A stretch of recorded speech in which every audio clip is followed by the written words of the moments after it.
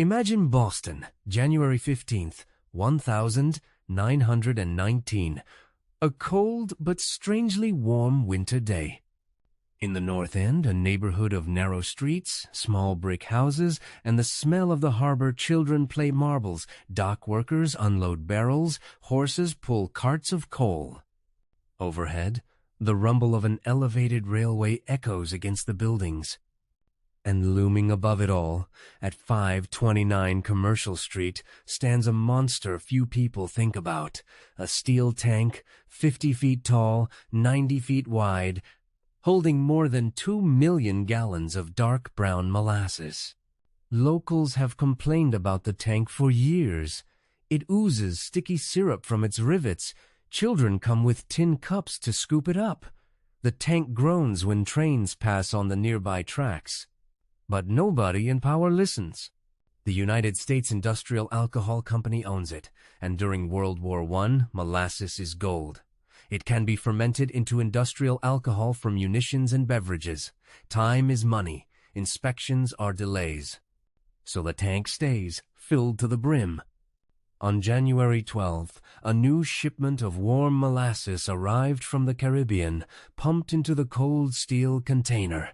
Inside, the temperature difference creates fermentation, gas, pressure. The walls of the tank are already too thin, barely half the thickness recommended for a vessel of this size, but the company's engineers never performed a proper stress test. In fact, when the tank was built, they filled it only partway with water, saw leaks, shrugged, and filled it anyway with syrup. The neighborhood knows something is wrong. The company pretends everything is fine. At 12:30 p.m. on January 15th, the unthinkable happens. A series of sharp pops echoes across the harbor. Some say it sounded like a machine gun. Then a deep, rolling boom.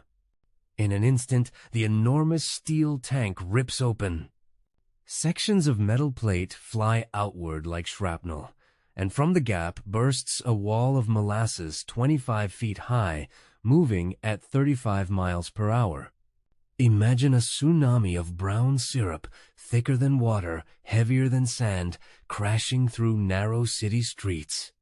The wave hits first the firehouse of Engine Company 31, crushing its walls and throwing men into a sea of sticky liquid.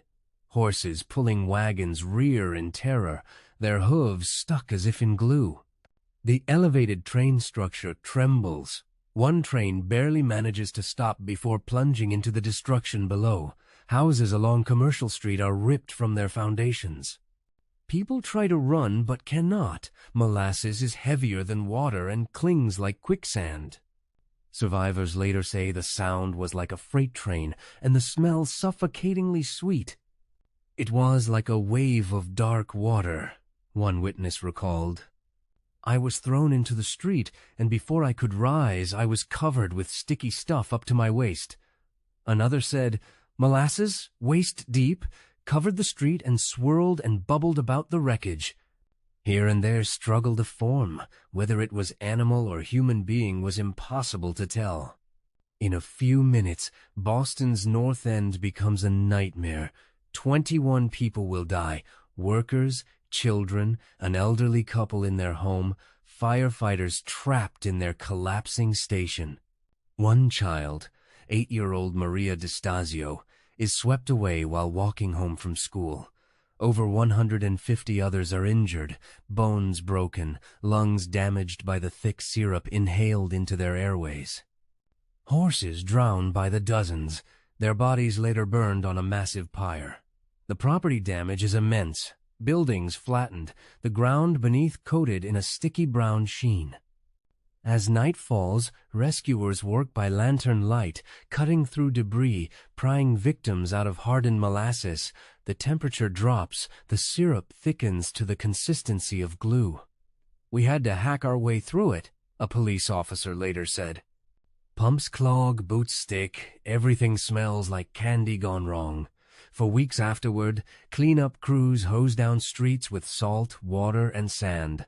Fireboats pump seawater onto the docks. Yet for months, The harbor glows brown and sweet.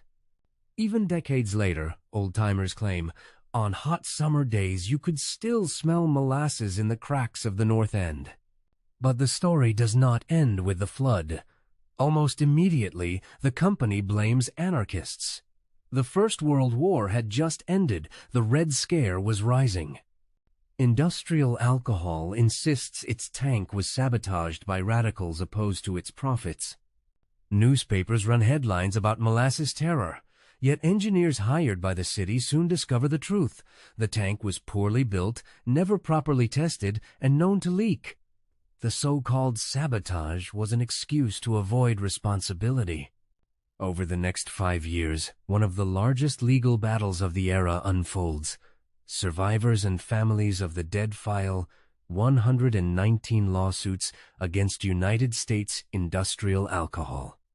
More than 3,000 witnesses testify. Courtrooms hear stories of people drowning in syrup, of company officials ignoring warnings, of welders who begged for thicker steel. It is one of the first great class action cases in American history. The company hires expensive lawyers and spins conspiracy theories, but the evidence is overwhelming. In 1925, Judge Hugh W. Ogden rules the company at fault. The settlement totals about $600,000, roughly $9 million today. Families of victims receive around $7,000 each. More importantly, the case sets a precedent. From then on, engineers must sign off on large structures, and safety inspections cannot be skipped for profit. In a grim way, the Great Molasses Flood helps build the legal framework for modern building codes. Today, if you walk to the corner of Commercial Street and Copp's Hill Terrace, you'll find a small metal plaque. It reads, on the 15th of January 1919, a tank containing 2,300,000 gallons of molasses exploded here. 21 persons were killed, many injured. Most tourists never notice it. Few Bostonians can tell the story. But beneath their feet lies the memory of a day when a quiet neighborhood became a sticky tomb, and when corporate negligence drowned ordinary people in something as innocent as molasses. So next time you pour syrup on your pancakes, remember, behind every everyday product, there may lurk a hidden history of greed, tragedy, and change. If you enjoyed uncovering this forgotten disaster, subscribe to Your Channel Name. We dig into strange, dark, and hidden stories from the past every week.